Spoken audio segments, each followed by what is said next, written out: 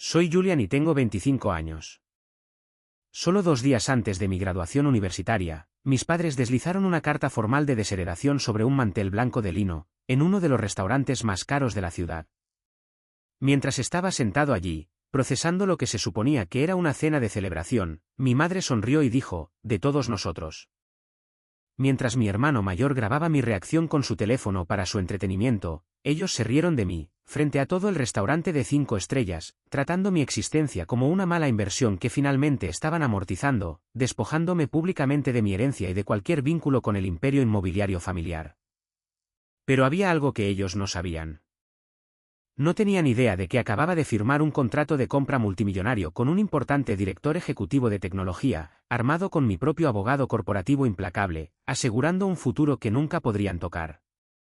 Y ahora son ellos los que suplican mi ayuda, porque su propio mundo financiero se está desmoronando a su alrededor. Antes de que te cuente exactamente cómo convertí su cruel broma en el mayor arrepentimiento de sus vidas, dale me gusta a este vídeo si crees en la justicia y no olvides decirme desde dónde me estás viendo en los comentarios. Ahora, volvamos a donde realmente comenzó esta pesadilla. El aire dentro de Maison Lumière siempre olía a trufas blancas, roble añejo e indiferencia cara. Era el tipo de establecimiento donde una sola cena costaba más que el alquiler de un mes para la mayoría de las familias trabajadoras.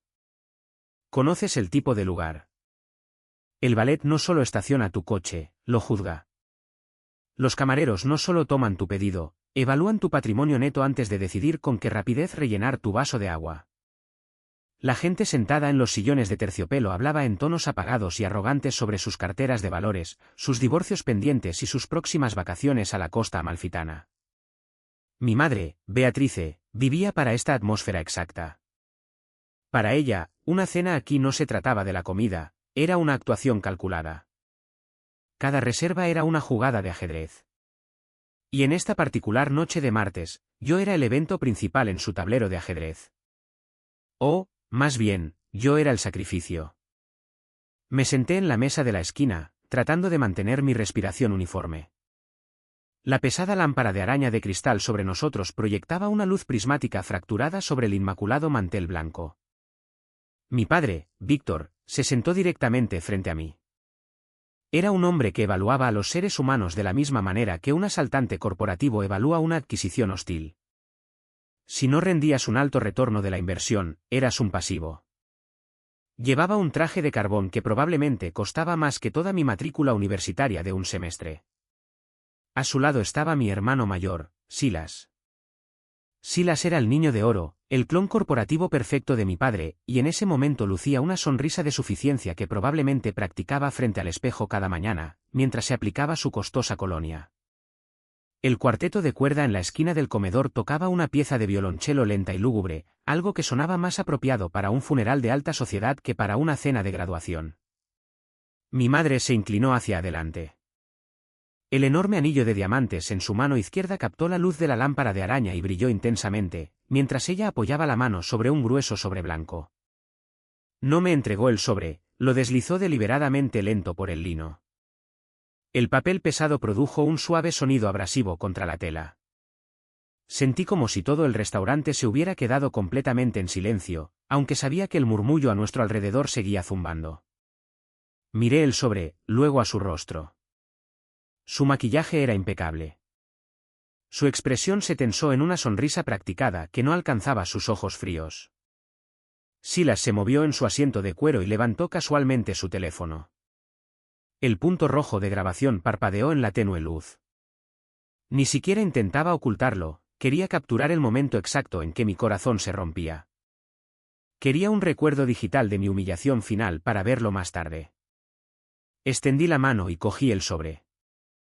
Era una cartulina pesada, de primera calidad y en relieve. Rompí el sello de cera y saqué el documento de dentro. No era una tarjeta de graduación con un cheque para ayudarme a pagar mis préstamos estudiantiles. No era una carta diciéndome lo orgullosos que estaban de que hubiera sobrevivido 4 años de ingeniería, mientras trabajaba en turnos nocturnos. Era un documento legal. Estaba redactado por un abogado, con sellos de notario azules y párrafos perfectamente alineados de jerga legal. Leí la letra negrita en la parte superior, declaración de separación y desheredación familiar. Declaraba explícitamente que, a partir de esa fecha, rompían todos los lazos familiares, financieros y legales conmigo. Revocaba formalmente cualquier herencia futura.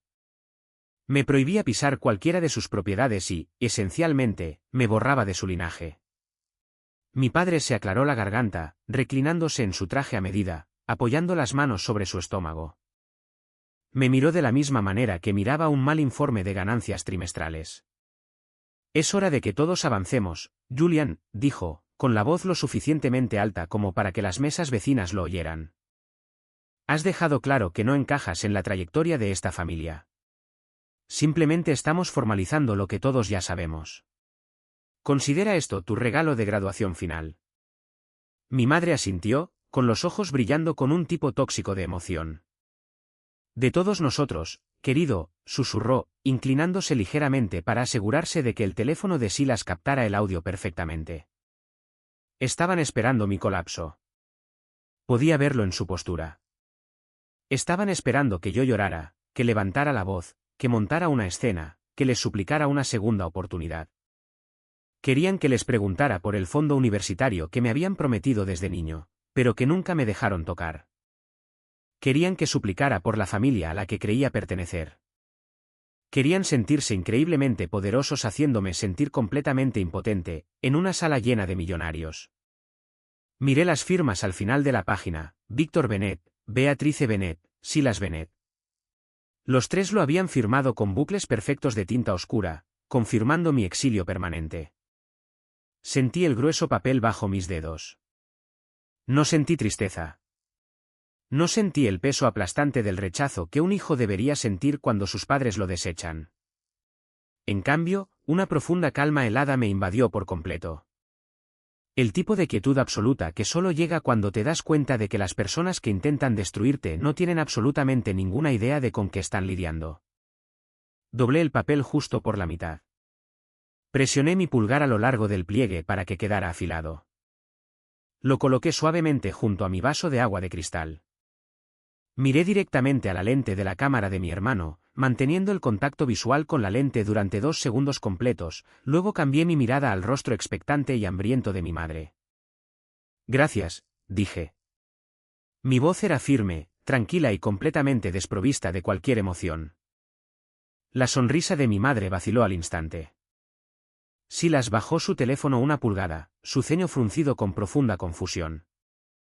Este no era el guión que habían escrito en sus cabezas.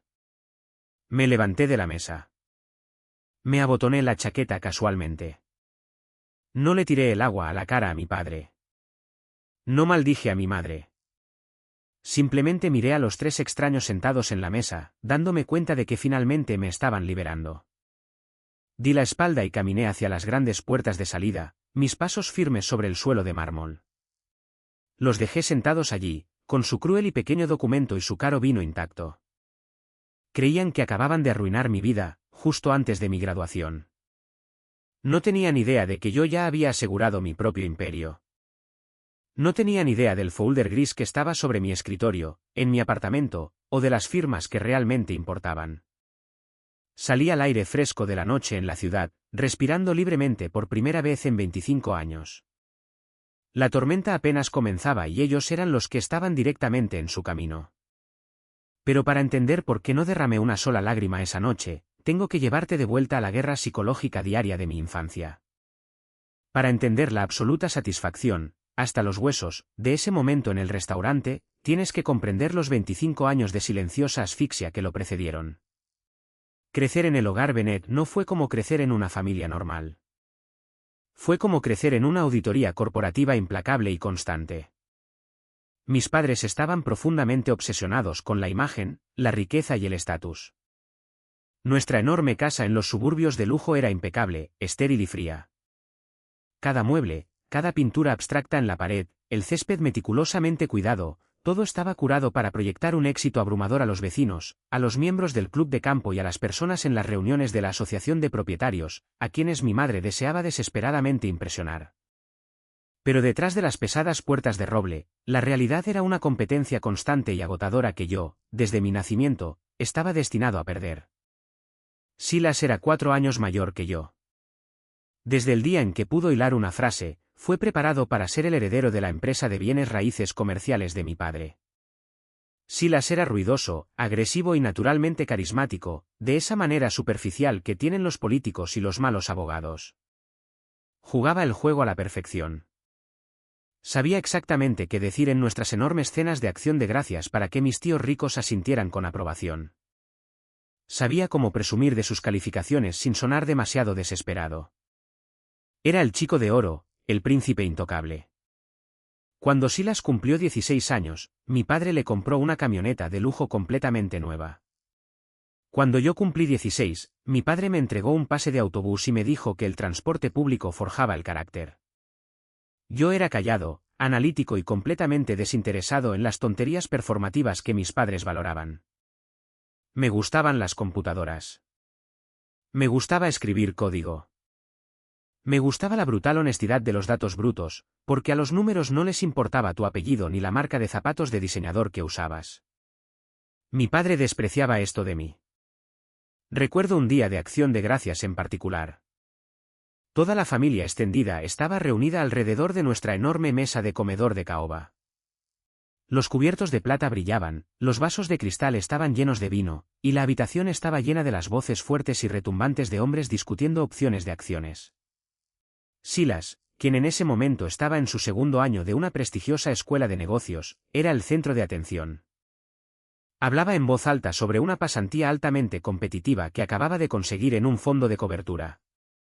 Mi padre sonreía orgulloso, sirviéndose un costoso Cabernet y asintiendo a cada palabra que decía Silas. Mi tía Silvia, la hermana de mi madre, estaba sentada frente a mí. Volvió sus afilados ojos de pájaro hacia mí, con una sonrisa condescendiente asomando en sus labios. ¿Y tú, Julian?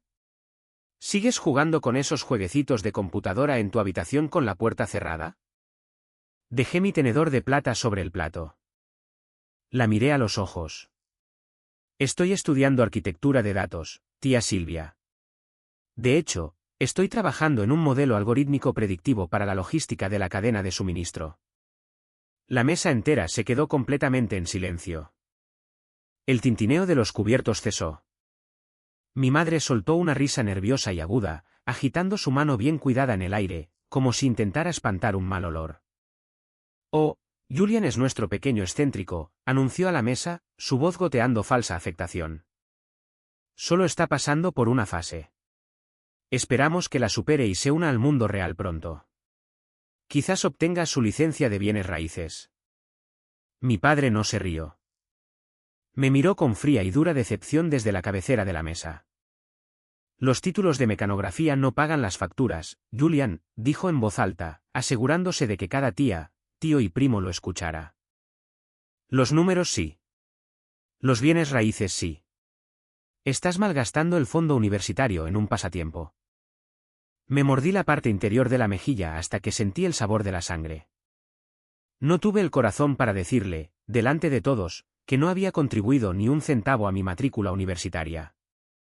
Me habían cortado completamente la financiación en el momento en que me negué a especializarme en finanzas.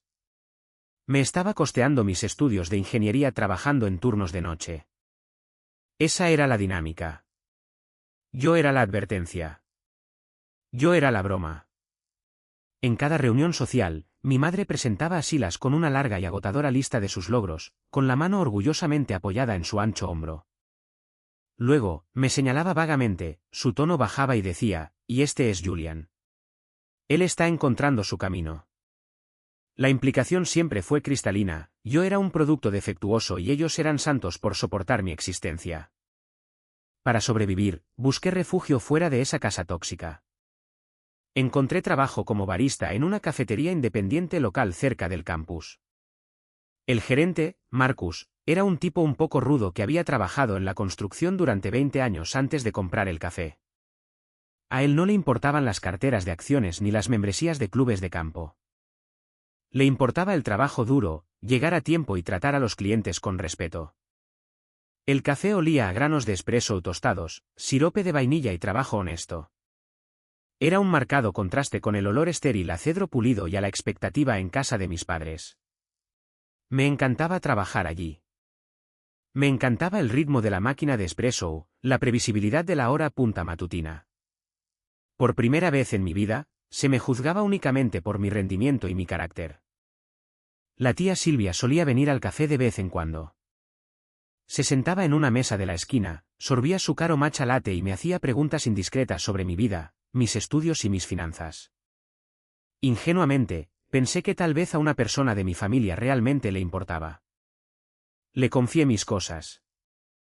Le conté lo cansado que estaba, lo increíblemente difícil que era equilibrar las clases a tiempo completo con 35 horas a la semana detrás del mostrador. Le dije que estaba estresado por pagar el alquiler y mantener la electricidad encendida. Unas semanas más tarde, estaba visitando la casa de mis padres solo para recoger unos viejos abrigos de invierno que había dejado en el ático. Iba caminando por el pasillo cuando oí a mi madre y a mi tía Silvia reír histéricamente en la cocina.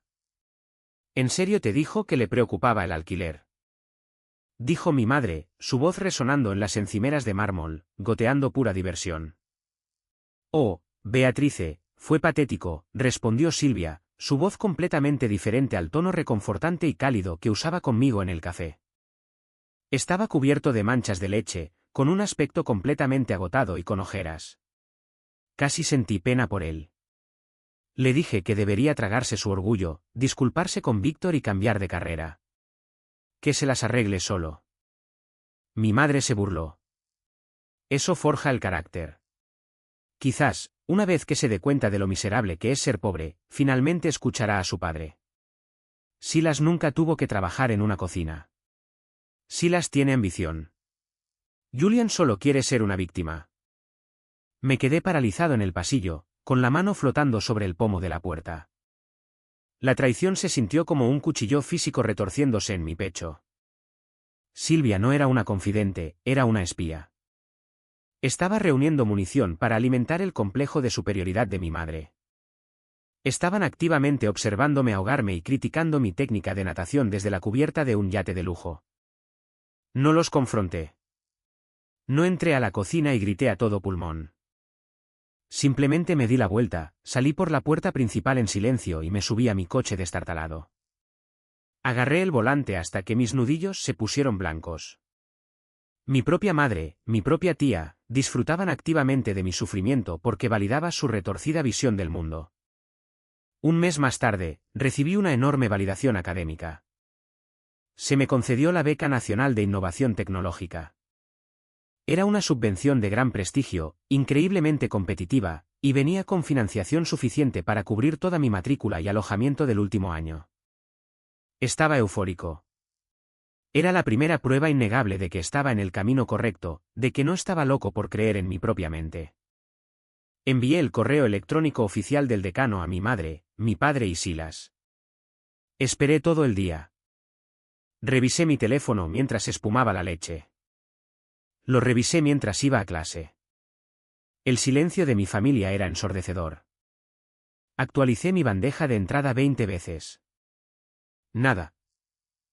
Finalmente, a las 9 de esa noche, mi madre respondió con un solo mensaje de texto: «Qué bien, Julian. No olvides mover tu coche de la calle cuando vengas este fin de semana». La Joa se queja de nuevo de la fuga de aceite.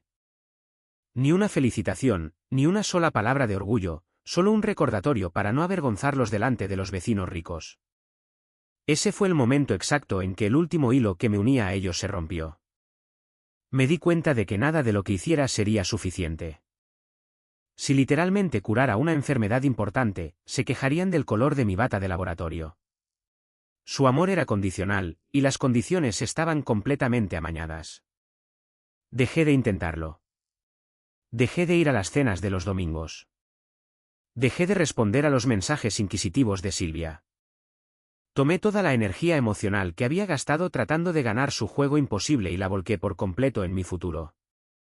Decidí que no solo iba a sobrevivir, iba a construir algo tan masivo que proyectaría una sombra sobre toda su existencia. El dolor se quemó, dejando una determinación fría y calculadora. Querían que fuera un fracaso. Estaba a punto de convertirme en su peor pesadilla. Pero construir un imperio en silencio viene con sus propios monstruos. El concepto de Druid Flow no surgió de la noche a la mañana. Nació de esas agotadoras noches en el café, observando por la ventana a los camiones de reparto luchar con rutas ineficientes, desperdiciando gasolina, tiempo y dinero, inactivos en el tráfico. Me di cuenta de que la industria logística global estaba funcionando con software increíblemente obsoleto que trataba a los conductores como robots programables, en lugar de variables humanas que lidiaban con el caos del mundo real. Me asocié con mi compañero de cuarto de la universidad, Félix. Félix era un brillante analista de datos que vivía de pizza de pepperoni rancia, bebidas energéticas baratas y pura ansiedad sin adulterar. Era el tipo de persona que se olvidaría de dormir si estaba resolviendo un problema matemático complejo. Juntos, comenzamos a construir un algoritmo predictivo que podía rediseñar dinámicamente flotas masivas de entrega, basándose en el tráfico en tiempo real, patrones climáticos severos y prioridades de entrega cambiantes.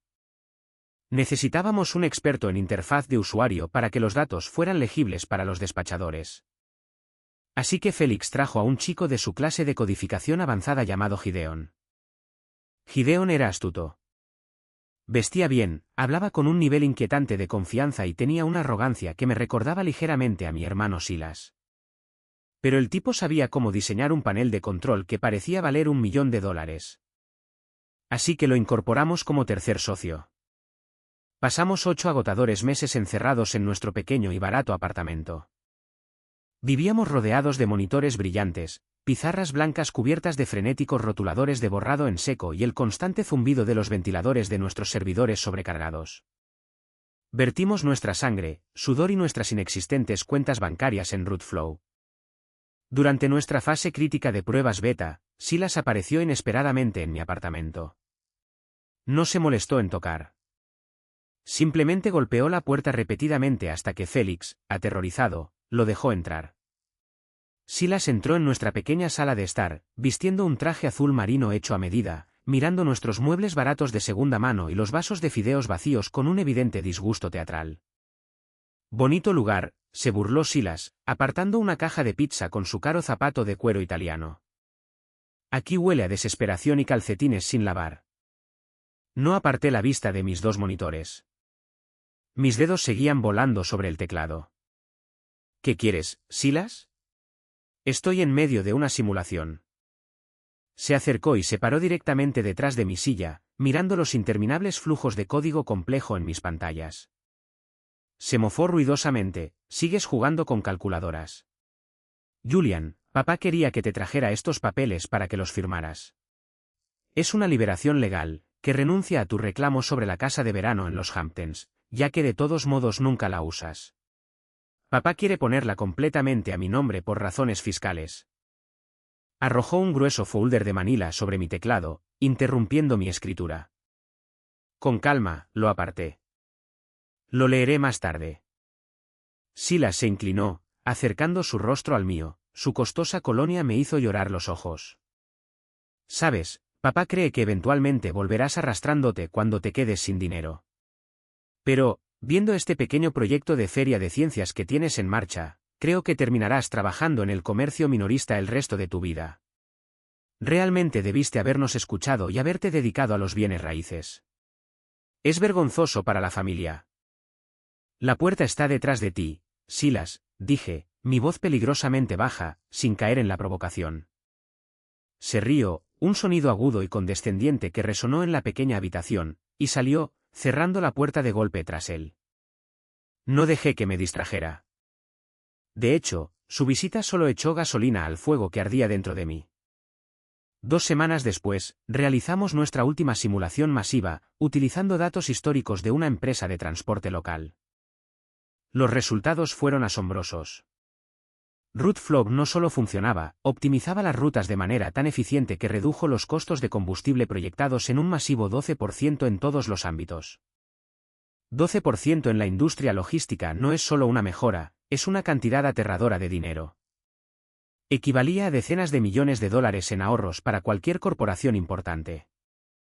Félix literalmente lloró, enterrando su rostro entre sus manos. Yo solo miraba los números brillantes en la pantalla, sintiendo una profunda sensación de validación. No habíamos construido solo una aplicación, habíamos construido un arma.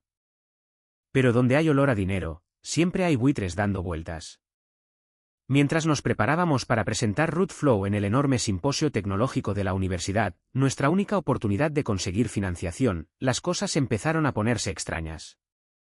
Una noche, a las 3 de la madrugada, estaba revisando los registros de acceso al servidor cuando noté una anomalía altamente sofisticada. Alguien estaba eludiendo nuestros protocolos de seguridad estándar y accediendo a los archivos de la arquitectura central desde una dirección IP enmascarada no autorizada. No entré en pánico. No desperté a Félix. Me senté en la oscuridad y rastreé metódicamente las huellas digitales. No tardé mucho en romper la máscara VPN descuidada. Las credenciales pertenecían a Gideon. Mi corazón latía contra mis costillas como un pájaro atrapado, pero mi mente se volvió completamente, terroríficamente fría. Busqué mucho más profundo en sus archivos locales. Gideon había estado comunicándose en secreto con Roland, el despiadado director de una firma tecnológica rival, conocida por robar ideas de startups y enterrar a los creadores originales en interminables juicios que llevaban a la bancarrota. Encontré los correos electrónicos. Gideon estaba negociando activamente un salario privado de 6 cifras y un enorme bono por firmar, a cambio de entregar todo nuestro código fuente, antes incluso de que subiéramos al escenario del simposio. Nos estaba vendiendo por un cheque. Si Félix se hubiera enterado de esto, habría perdido la cabeza. Habría confrontado a Gideon, gritado, tal vez lanzado un puñetazo, y desencadenado una batalla legal desordenada que no podíamos permitirnos. Pero yo no era Félix. Había sido criado por Víctor y Beatrice Bennett. Sabía exactamente cómo operaban las personas despiadadas. No le gritas a una serpiente, le cortas la cabeza en silencio. No le dije una sola palabra a Gideon a la mañana siguiente. Nos sentamos alrededor de la mesa de la cocina como de costumbre. Gideon sonreía, bebiendo su café, actuando como el compañero de equipo perfecto y solidario. La pura hipocresía me revolvía el estómago de náuseas, pero mantuve mi rostro completamente neutral. Esa noche, mientras Gideon dormía en su habitación, entré al servidor principal. No lo bloqueé de su cuenta, eso lo habría alertado al instante. En cambio, construí una trampa de datos altamente compleja. Cloné una versión falsa del algoritmo, una pieza de código basura bellamente intrincada que parecía perfectamente funcional, pero que estaba fundamentalmente defectuosa en su núcleo. Redireccioné las vías de acceso administrativo específicas de Gideon para que cualquier intento futuro de descargar los archivos principales extrajera silenciosamente el código falso. Luego fui un paso más allá. Incrusté una agresiva marca de agua legal en lo profundo del código falso, una huella digital que vinculaba el robo directamente a Gideon y a la compañía de Roland, completa con registros de tiempo inalterables. Recopilé todos los registros de chat, los registros de acceso al servidor y los correos electrónicos que Gideon creyó haber eliminado permanentemente. Compilé un masivo e indiscutible dossier digital de su espionaje corporativo. 2 días antes del simposio, Gideon entró al apartamento con aspecto nervioso, pero temblaba de emoción. «Hola, chicos, voy a salir un rato. Tengo una reunión con un consultor de diseño gráfico para pulir las diapositivas de la presentación». Yo estaba sentado en el rincón oscuro de la habitación, con mi portátil abierto, la pantalla iluminando mi rostro. Félix estaba en clase. Éramos solo nosotros dos. «No vas a reunirte con un consultor, Gideon», dije con suavidad, con los dedos ligeramente apoyados en las teclas, sin levantar la vista de mi pantalla. «Vas a reunirte con Roland en su oficina corporativa de la Quinta Avenida». Gideon se quedó inmóvil a mitad de paso. El color se le escurrió de la cara al instante, dejándolo pálido y con los ojos muy abiertos. «¿Qué, Julian? ¿De qué estás hablando?» Giré mi portátil para encararlo. En la brillante pantalla estaba el registro detallado y completo de sus transferencias de datos a los servidores de Roland, junto con una demanda devastadora ya redactada, lista para ser presentada por un abogado corporativo implacable que había contratado el día anterior.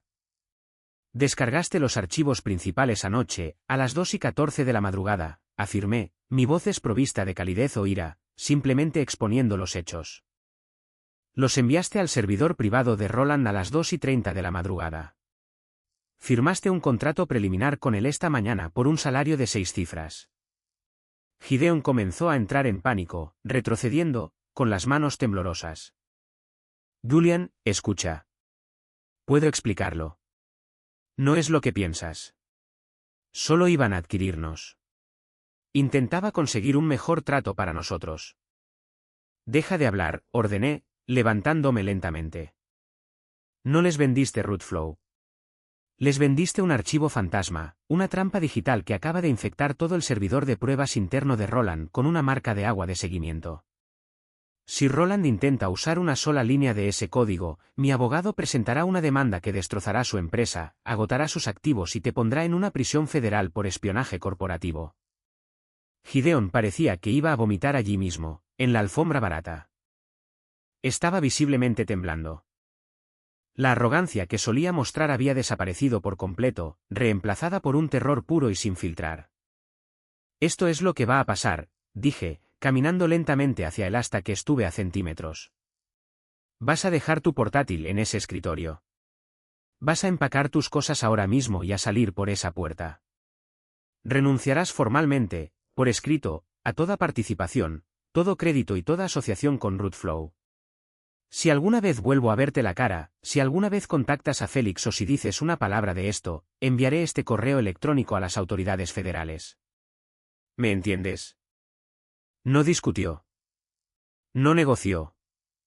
Empacó su maleta en completo silencio, sus manos temblaban violentamente mientras metía la ropa en un bolso de viaje.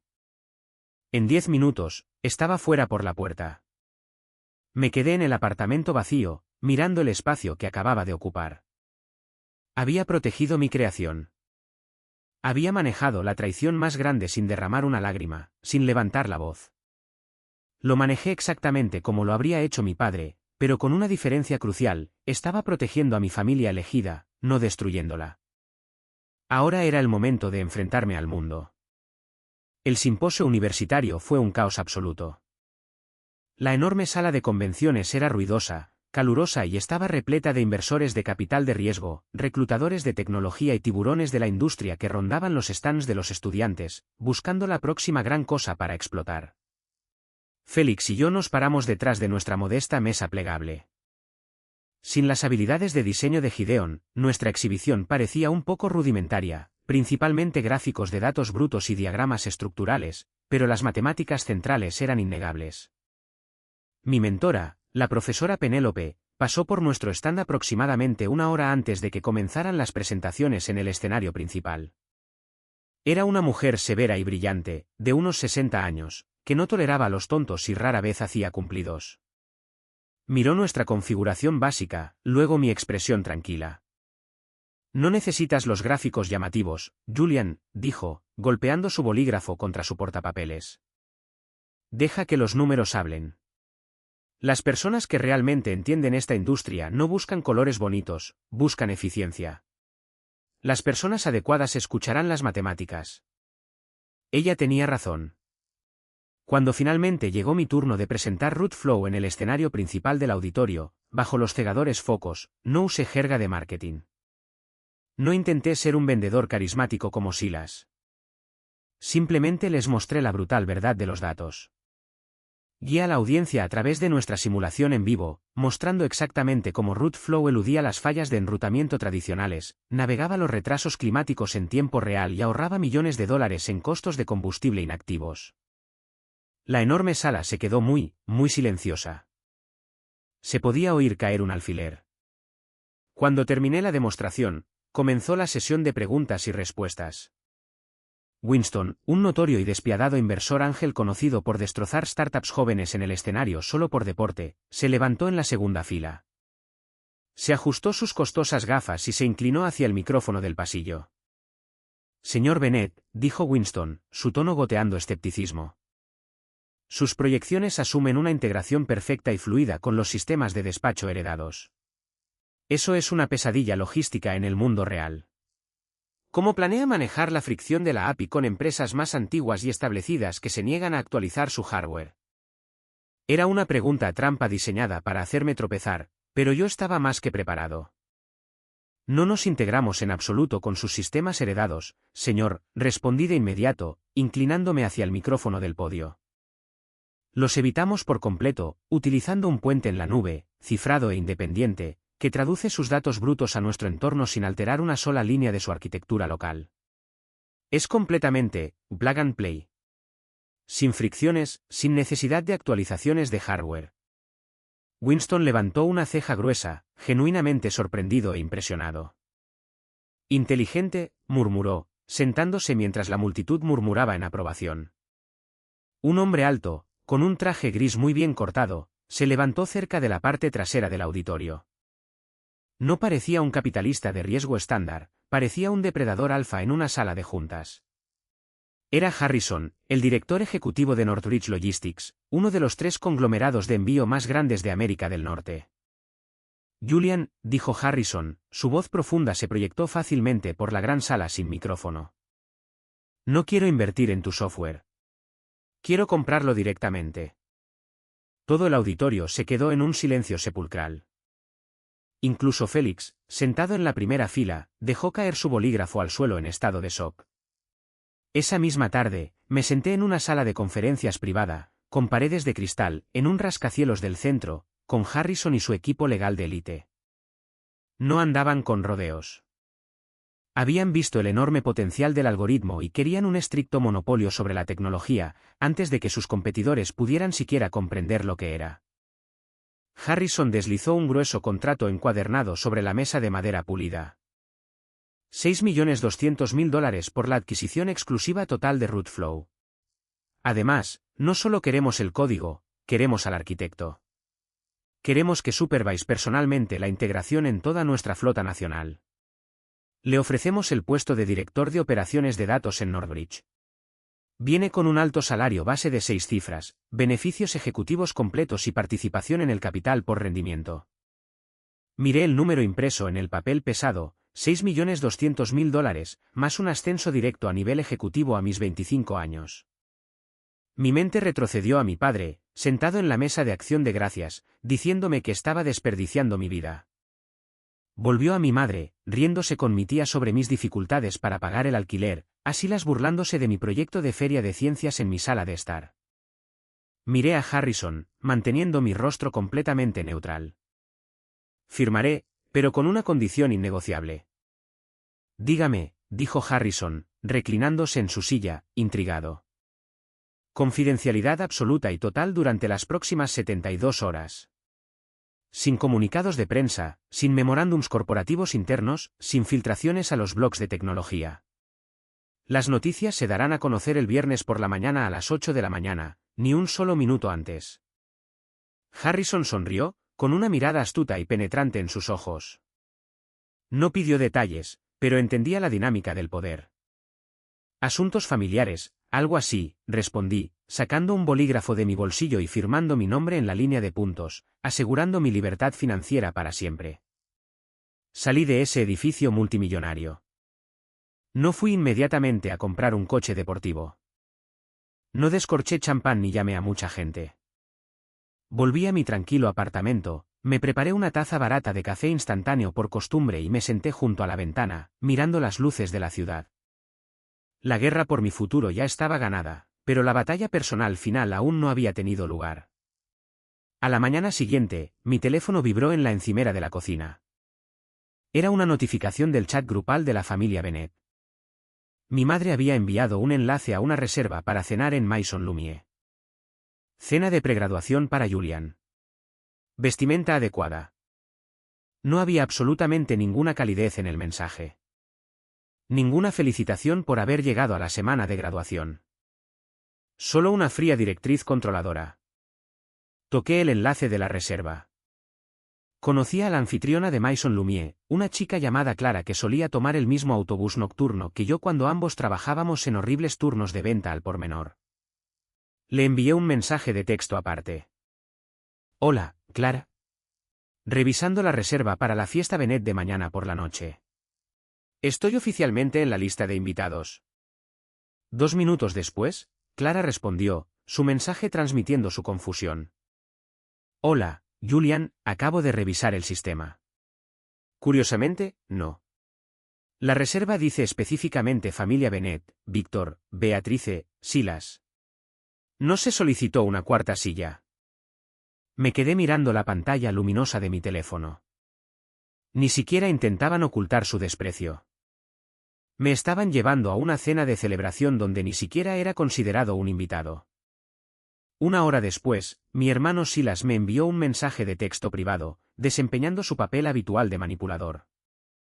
No le des muchas vueltas a lo de la reserva, Julian. Es solo un error de formato del estúpido sistema de reservas del restaurante. Nos vemos mañana. Un error de formato. Eso era exactamente lo que yo era para ellos, un error en sus vidas perfectamente diseñadas que finalmente estaban listos para eliminar. No sentí ira. No sentí el familiar aguijón del rechazo. Sentí una increíble y abrumadora sensación de absoluta claridad. Me acerqué a mi escritorio y cogí una elegante carpeta gris. Dentro estaba el contrato de adquisición final y contrafirmado de Northridge, junto con mi nueva y pesada credencial ejecutiva. Coloqué la carpeta ordenadamente en mi bolso de cuero. Creían que me llevaban a una ejecución. Estaban preparando su gran final, listos para desecharme como basura y verme romperme, pero no sabían que yo entraba a ese restaurante como el próximo director de operaciones de datos de una compañía multimillonaria. No sabían que la trampa ya estaba tendida y que ellos caminaban directamente hacia ella con sonrisas en sus rostros. Miré mi reloj. 24 horas hasta la cena. Había pasado toda mi vida en silencio, pero mañana por la noche mi silencio iba a ser ensordecedor. La noche de la cena, el aire de la ciudad se sentía insoportablemente pesado. Estaba espeso con la humedad asfixiante de una tormenta de verano inminente, que había estado amenazando con estallar toda la tarde. El tipo de clima que hace que la ropa se pegue a la piel y que cada respiración parezca una tarea. Me quedé en la acera húmeda, justo enfrente de Maison Lumière, durante 15 minutos completos antes siquiera de intentar entrar. No me quedé allí porque tuviera miedo. Me quedé allí porque quería absorber cada detalle de esa noche.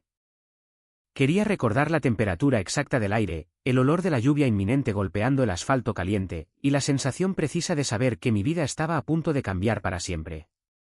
Simplemente me quedé allí, observando cómo los coches de lujo se detenían en el puesto de ballet, en un desfile continuo y brillante de riqueza obscena. Había coches negros con ventanas tintadas, elegantes sedanes plateados conducidos por chóferes contratados y, ocasionalmente, un ruidoso coche deportivo acelerando su motor para beneficio de nadie más que el frágil ego del propio conductor. Yo vestía un blazer de carbón impecable y perfectamente hecho a medida, que había comprado solo 2 días antes, específicamente para mi nuevo rol ejecutivo en Northridge. Era una prenda elegante y discreta que inspiraba respeto en una sala de juntas corporativa.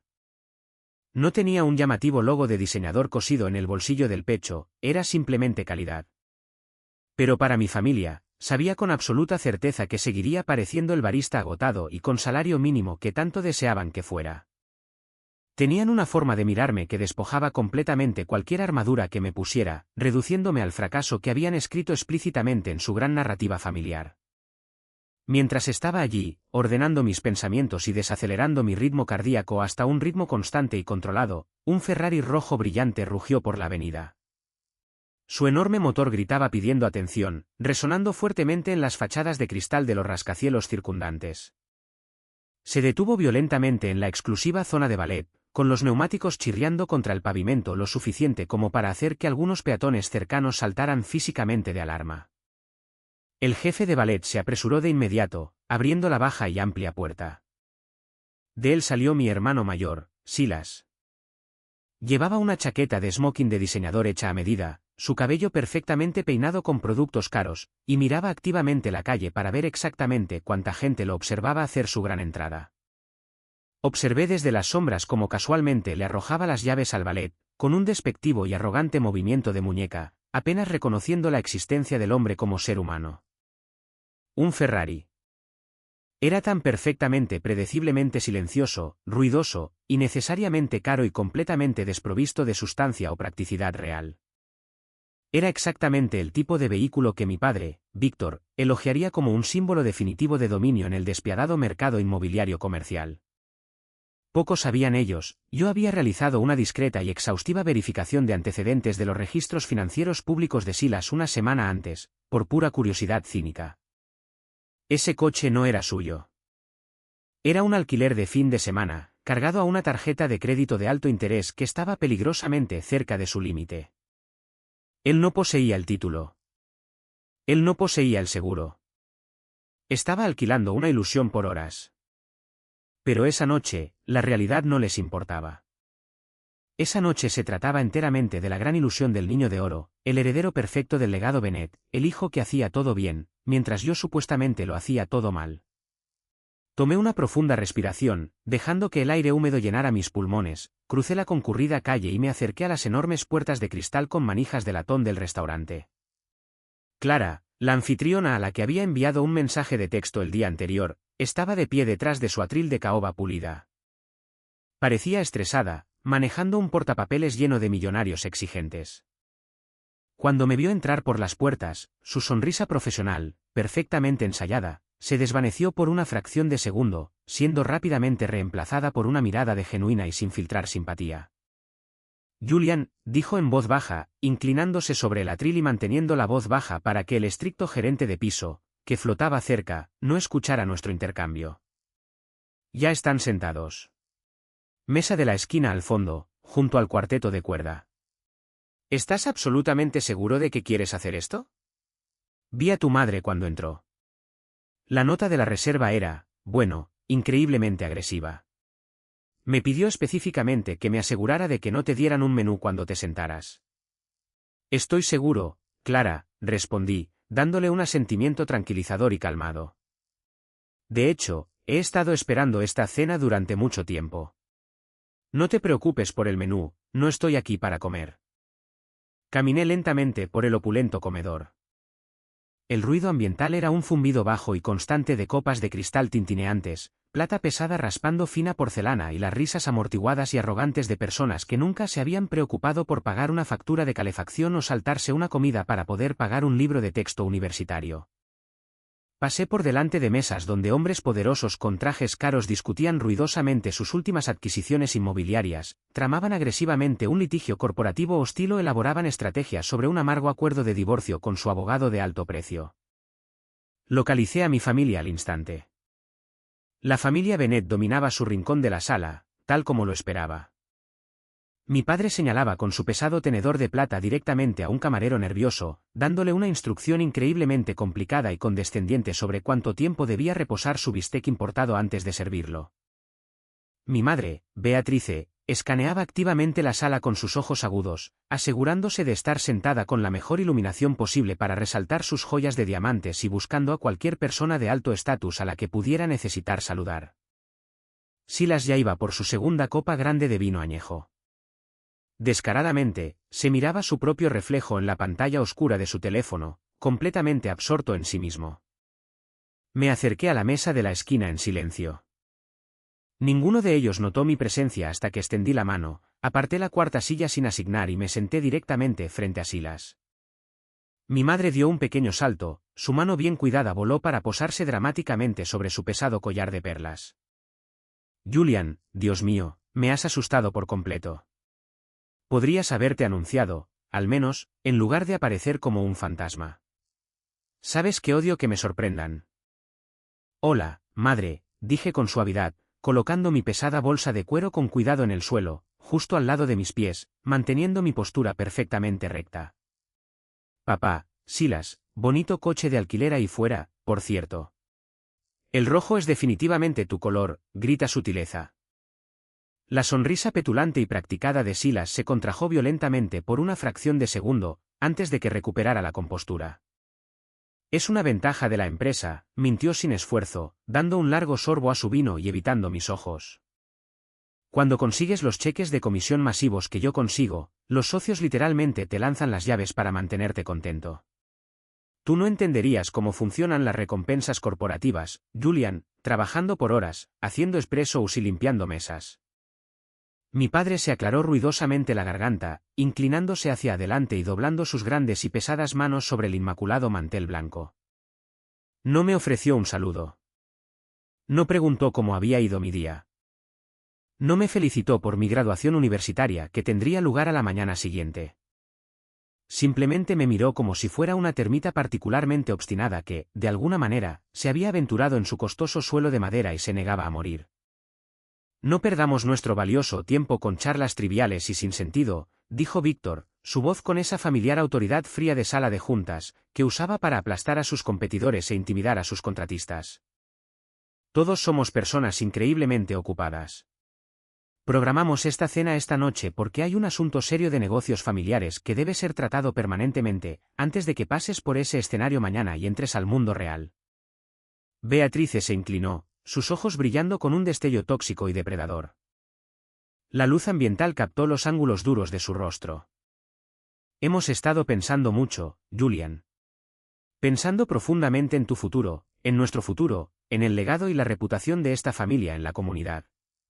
Creemos que es increíblemente importante tener límites claros y legalmente establecidos para seguir adelante, de modo que no haya absolutamente ninguna confusión sobre tu posición.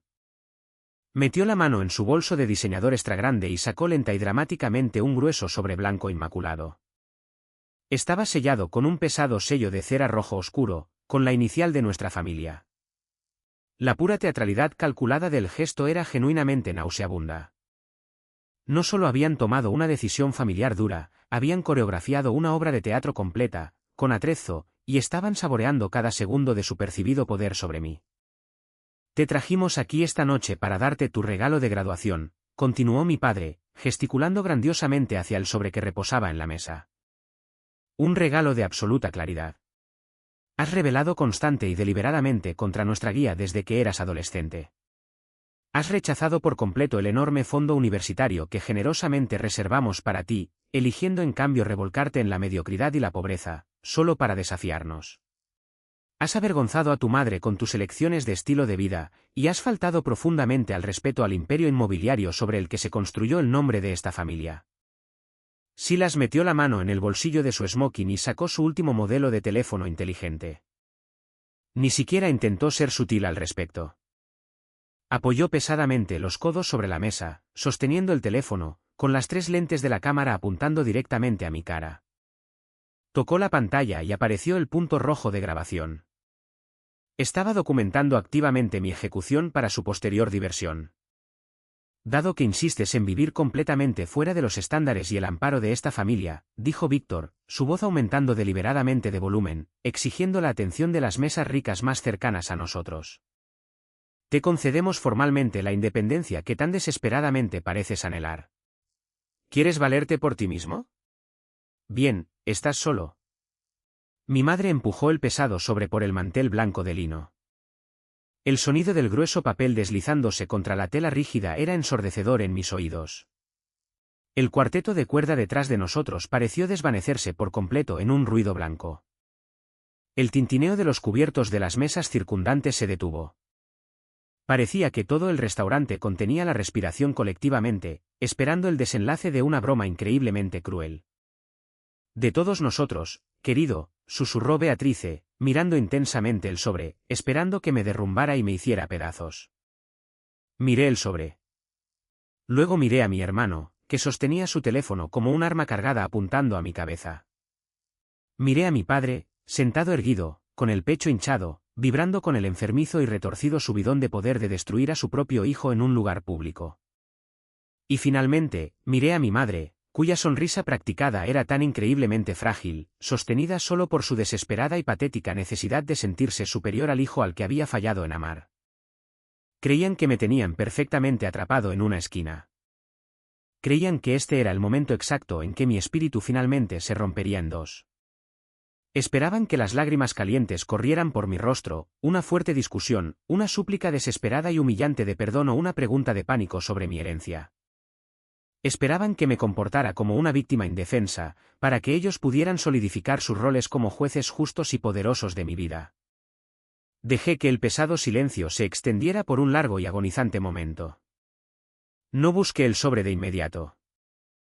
Los dejé sentarse en la tensión increíblemente incómoda que ellos mismos habían creado.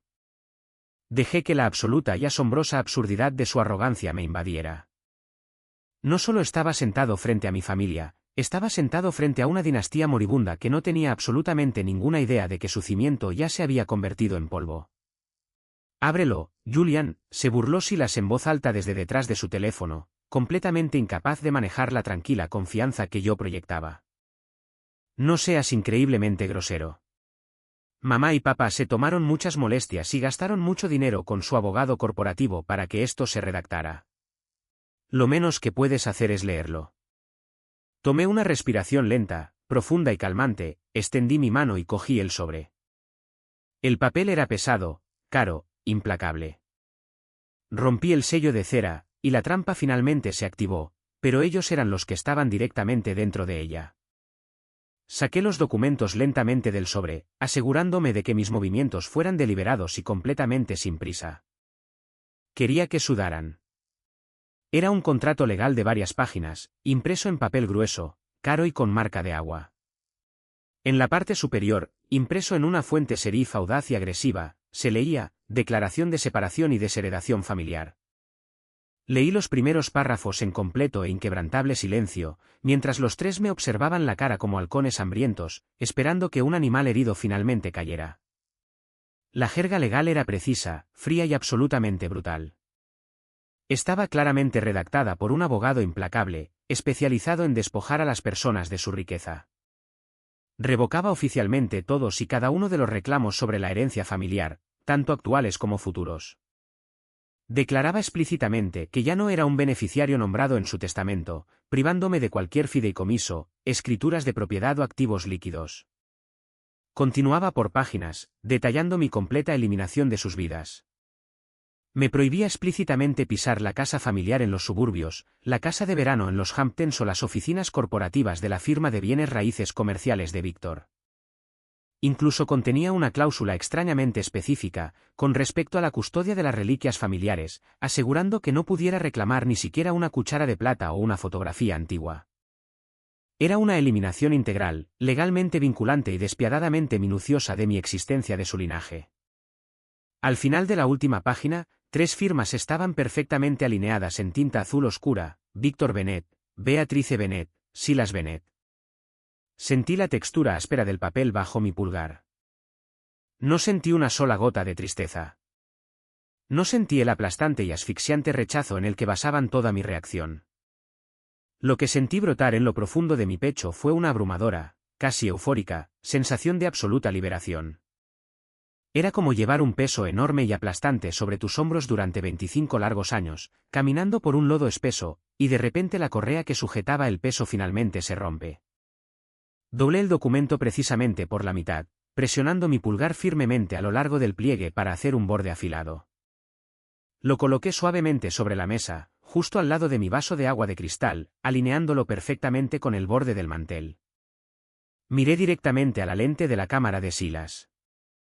Mi rostro era una máscara de absoluta calma escalofriante. Gracias, dije. Mi voz no temblaba. No era fuerte. Era firme, resonante y completamente desprovista de cualquier rastro de dolor emocional o ira. La sonrisa practicada y tóxica de mi madre se fracturó al instante. Las comisuras de su boca cayeron, y un destello de pánico genuino cruzó sus ojos. Silas bajó su teléfono una pulgada, su ceño fruncido con profunda y visible confusión. Esta no era en absoluto la reacción que habían pagado a su caro abogado para provocar. Gracias, repitió mi padre, su voz bajando a un tono peligroso, grave y áspero. Se inclinó hacia adelante, tratando de intimidarme físicamente.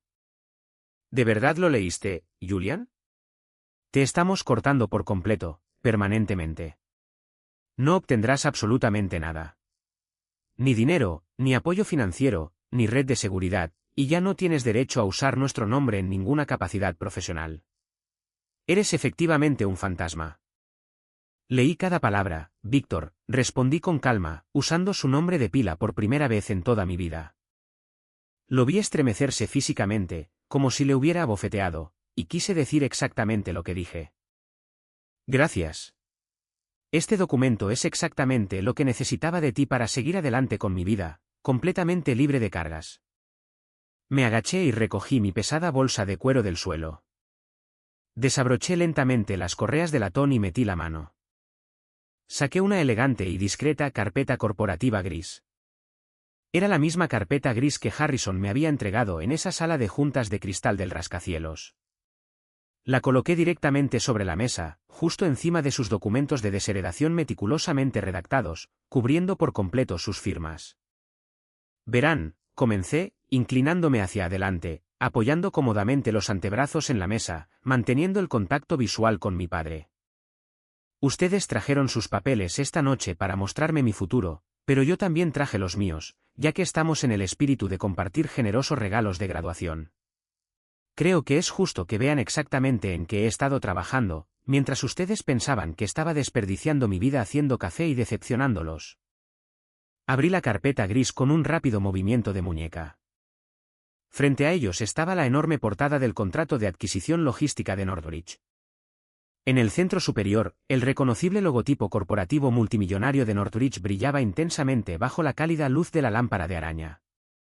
Debajo de eso estaba el título en tinta negra negrita, Acuerdo de adquisición de activos e integración ejecutiva. Y justo debajo, el número final de compra, impreso en blanco y negro innegable, $6.200.000.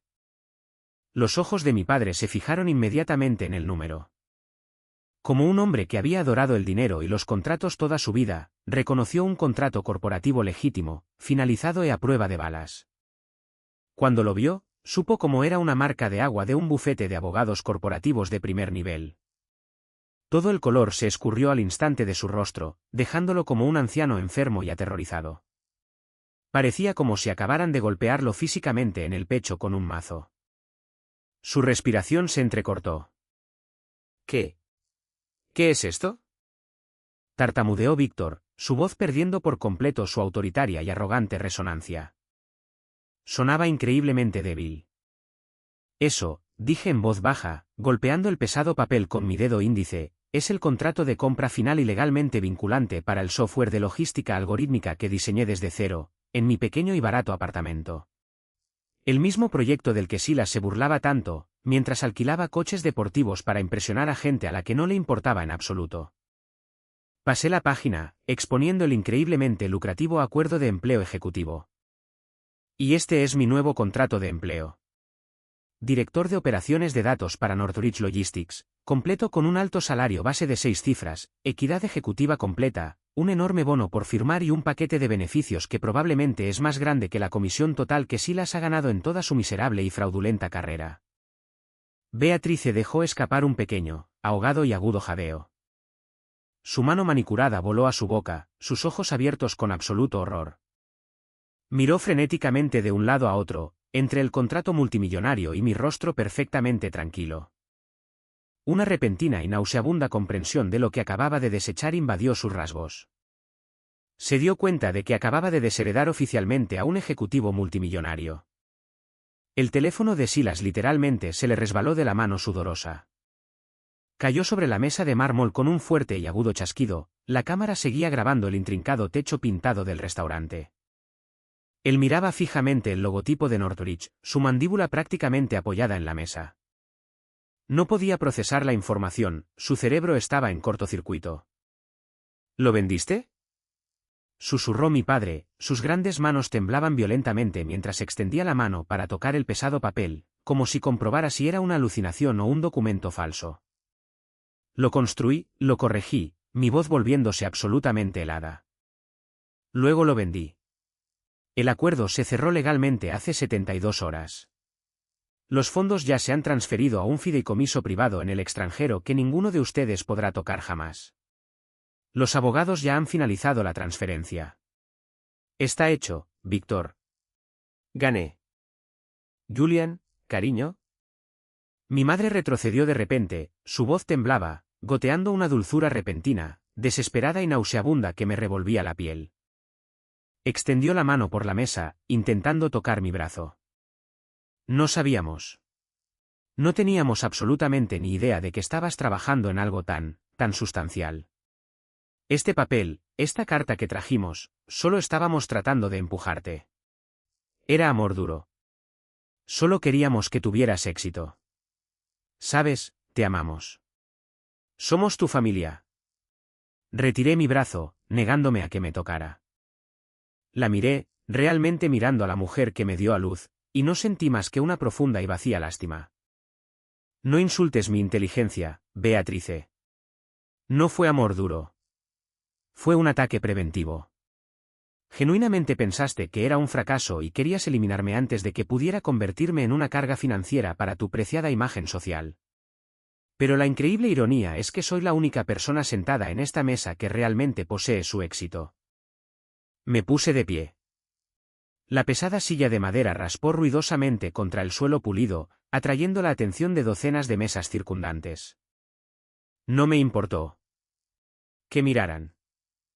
Que vieran a la familia Bennet por lo que realmente eran. Extendí la mano y recuperé mi contrato de Northridge, deslizándolo de forma segura y cuidadosa en mi bolsa de cuero. Luego recogí su ridícula carta de desheredación y la dejé caer directamente sobre el plato vacío de mi padre. Puedes quedarte con esto, dije en voz alta, asegurándome de que todo el comedor escuchara mis últimas palabras para ellos. Yo ya tengo mis propios papeles. Y, a diferencia de los suyos, los míos sí valen algo. Mi padre buscó a ciegas su copa de vino. Tenía el rostro completamente pálido, pero su mano temblaba tan violentamente que sus gruesos dedos golpearon el tallo de cristal. La copa se volcó, derramando vino tinto añejo por todo el inmaculado mantel blanco. Se empapó en la tela, pareciendo exactamente sangre extendiéndose sobre una bandera blanca de rendición. No me quedé a verlos limpiar. No esperé a que Silas recogiera su teléfono. Me di la vuelta y salí de Maison Lumière, con la cabeza en alto, mi postura perfecta. Las pesadas puertas de cristal se abrieron y el aire fresco y húmedo de la noche golpeó mi cara. Olía a lluvia, a gases de escape y a absoluta e innegable libertad. 6 meses después, mi vida era completamente irreconocible respecto al estudiante en apuros que solía espumar leche por el salario mínimo, solo para mantener las luces encendidas en un apartamento terrible. Estaba sentado en mi enorme oficina de la esquina, en el piso 42 de la torre corporativa de Northridge. Las paredes eran de cristal de suelo a techo, ofreciendo una impresionante vista panorámica de todo el horizonte de la ciudad. Tenía un equipo dedicado de 50 brillantes ingenieros de datos que me reportaban directamente. Un salario que proporcionaba una seguridad absoluta e inquebrantable, y una profunda y tranquila paz en mi alma que nunca había conocido, mientras crecía en el hogar Bennet. No había hablado una sola palabra con Víctor, Beatrice o Silas desde aquella fatídica noche en el restaurante. Cambié mi número de teléfono personal a la mañana siguiente, me mudé a un condominio seguro y de alta gama en el centro, y di instrucciones explícitas a la recepción de seguridad de mi edificio residencial y de mi oficina corporativa para que identificaran y retiraran de inmediato a cualquiera que coincidiera con sus descripciones. Los eliminé de mi vida con la fría y calculada precisión de un cirujano extirpando un tumor maligno. No miré atrás ni una sola vez, pero el hecho de que no hablara con ellos no significaba que no supiera de ellos. En el despiadado mundo corporativo de la ciudad, las noticias viajan increíblemente rápido, especialmente cuando un gigante masivo cae en desgracia de forma espectacular. Comenzó con un largo y desesperado correo electrónico de la tía Silvia. De alguna manera, había rastreado mi dirección de correo electrónico profesional de Northridge, probablemente acosando a una recepcionista o buscando en un directorio corporativo. El asunto decía en mayúsculas, asunto familiar urgente. Por favor, lee Julian. Te necesitamos. No lo borré de inmediato. Lo abrí, sorbiendo mi espresso o matutino de una taza de cerámica, puramente por un sentido de morbosa curiosidad. El correo electrónico era un desorden frenético, divagante y altamente emocional. Silvia, la misma mujer que solía burlarse en secreto de mí en la cocina de mi madre por preocuparme por pagar el alquiler, ahora prácticamente rogaba de rodillas digitales mi ayuda financiera.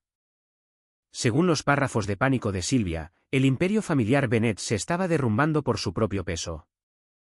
La empresa de bienes raíces comerciales de Víctor se había apalancado excesivamente en un proyecto de desarrollo masivo y de alto riesgo en el centro, justo antes de que una importante e imprevista corrección del mercado golpeara el sector. Cuando la financiación institucional se secó por completo, los contratistas abandonaron el lugar de trabajo y los bancos empezaron a llamar a la puerta para cobrar los enormes préstamos. Pero era mucho peor que una mala inversión inmobiliaria. Víctor se enfrentaba actualmente a una demanda corporativa masiva por fraude financiero extremo. Los investigadores federales lo acusaban de mover ilegalmente fondos de la empresa a cuentas personales en el extranjero para intentar ocultar sus activos restantes a sus acreedores enfadados. Su reputación estaba esencialmente muerta. Ir a su oficina era como asistir a un funeral por su carrera. ¿Y qué hay de Silas, el intocable niño de oro? La realidad de su vida fraudulenta finalmente había alcanzado su enorme ego. Ese Ferrari rojo que condujo al restaurante no era solo un alquiler. Había estado arrendando coches de lujo, comprando relojes de diseñador increíblemente caros y ocupando mesas VIP en clubes nocturnos exclusivos, utilizando una compleja e increíblemente peligrosa red de tarjetas de crédito de alto interés. Estaba basando todo su estilo de vida en una masiva promoción y participación accionaria en la firma de su padre que ahora, obviamente, no existía. Cuando la empresa inmobiliaria de Víctor se fue a pique, las líneas de crédito de Silas se evaporaron de la noche a la mañana. Sus coches arrendados fueron embargados en medio de la noche de su aparcamiento. Actualmente estaba siendo demandado agresivamente por 3 agencias de cobro diferentes y se enfrentaba a un brutal y muy público desalojo de su lujoso apartamento tipo penthouse.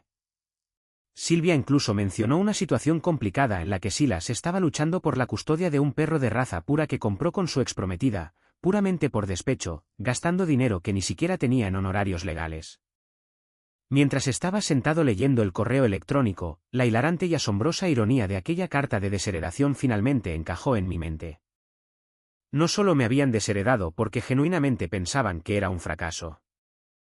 Me desheredaron porque Víctor sabía que su compañía de bienes raíces estaba secretamente ahogándose en deudas insuperables. Estaban tratando desesperadamente de asegurar cualquier activo líquido restante que les quedaba en un fideicomiso legalmente protegido, únicamente para Silas. Aterrorizados de que yo pudiera venir pidiendo una parte de la herencia para pagar mis préstamos estudiantiles o financiar mi startup. Redactaron un documento legal despiadado para proteger su riqueza de mí, solo para darse cuenta 20 minutos después de que yo era la única persona en toda la familia que realmente tenía alguna riqueza que proteger. Tiraron su única cuerda de salvamento porque estaban demasiado cegados por su propia arrogancia para verla. El correo electrónico de Silvia terminaba con una súplica desesperada y patética. Julian, tu madre está completamente inconsolable. El abogado de Víctor dice que podría enfrentarse a la cárcel si no resuelve la demanda por fraude fuera de los tribunales. Silas no tiene absolutamente a dónde ir y está durmiendo en mi sofá. Ahora tienes el dinero. Tienes el salario. Eres un ejecutivo poderoso. Por favor, Julian, son tu familia. Necesitas volver a casa y arreglar esto.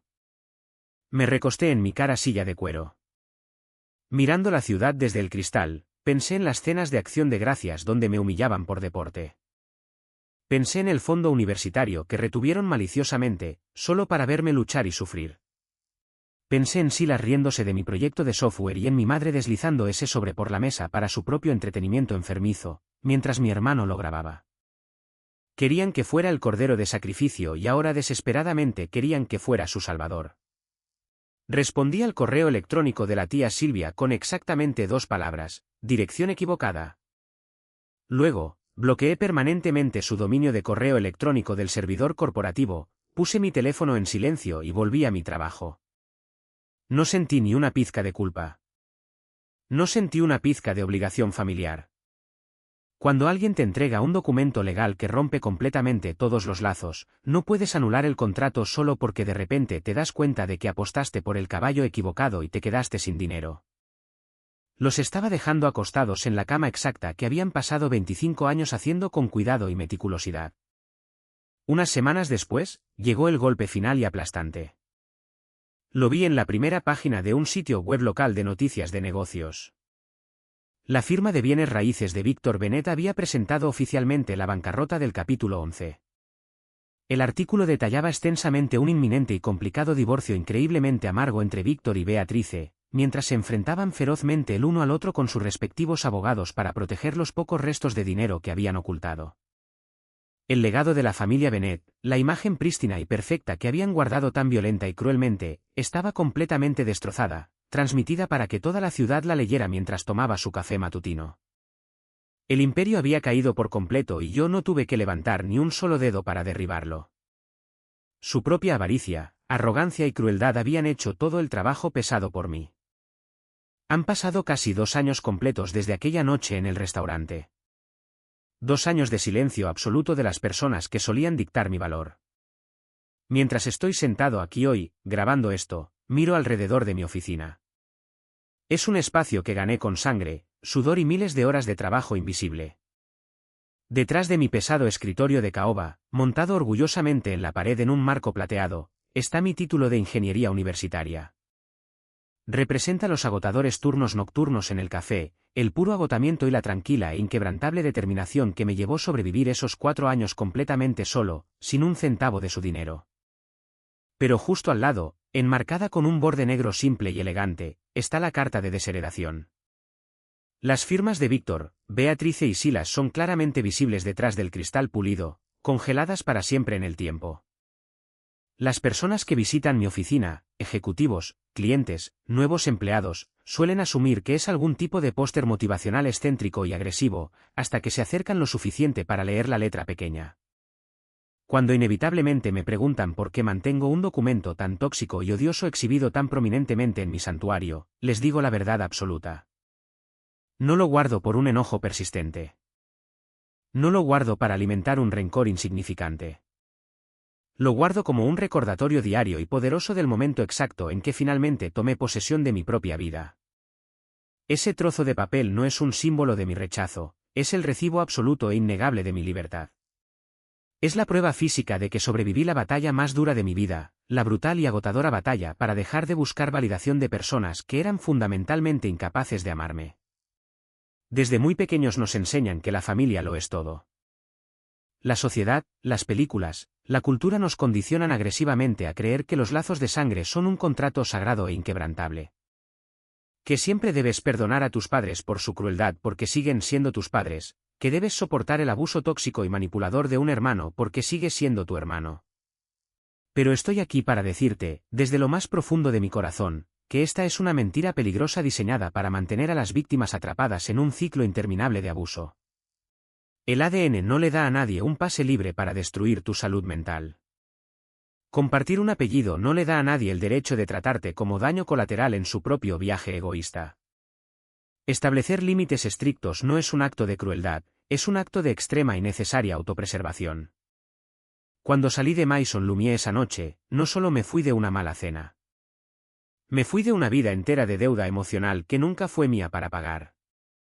Me di cuenta de que mi propósito en la vida no era ser una nota a pie de página en la tragedia de la familia Bennett.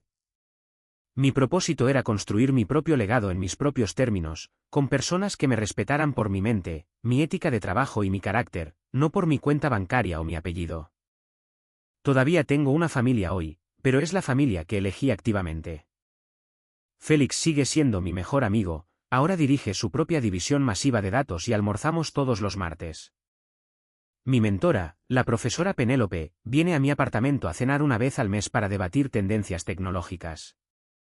Las personas de las que me rodeo ahora celebran mis victorias en lugar de burlarse de mis luchas. Ofrecen apoyo, no juicio. Si estás viendo esto y eres la oveja negra de tu familia, si eres el que es constantemente criticado, socavado, comparado con otros o descaradamente ignorado, quiero que me escuches con mucha atención. Tu silencio no es una debilidad. Tu sensibilidad no es un defecto. Mientras ellos están ocupados gritando por atención, derribándote y actuando para el mundo, tú estás observando. Estás aprendiendo. Estás recolectando los datos en bruto que necesitas para construir tu propio imperio. No dejes ni por un segundo que te convenzan de que tu valor está ligado a su aprobación condicional. No lo está. A veces, lo más increíblemente poderoso que puedes hacer es simplemente dejar de intentar ganar un juego amañado. Deja de discutir con ellos. Deja de explicarte a personas que están completamente comprometidas a malentenderte. Trabaja en silencio. Construye tu fuerza en la oscuridad. Deja que tu éxito final sea la prueba absoluta e innegable de que estaban completamente equivocados contigo. Las familias pueden romperse ruidosamente, pero la paz se reconstruye en silencio. Intentaron borrarme de su historia, al hacerlo, me entregaron la pluma para escribir la mía propia. ¿Alguna vez te has enfrentado a algo similar con tu propia familia? ¿Alguna vez tuviste que alejarte de las personas que se suponía que debían protegerte para protegerte a ti mismo? Comparte tu historia en los comentarios a continuación. Los leo todos y tu valentía ayuda a más personas de las que te das cuenta. Y no olvides darle me gusta y suscribirte para no perderte el próximo viaje. Gracias por escuchar.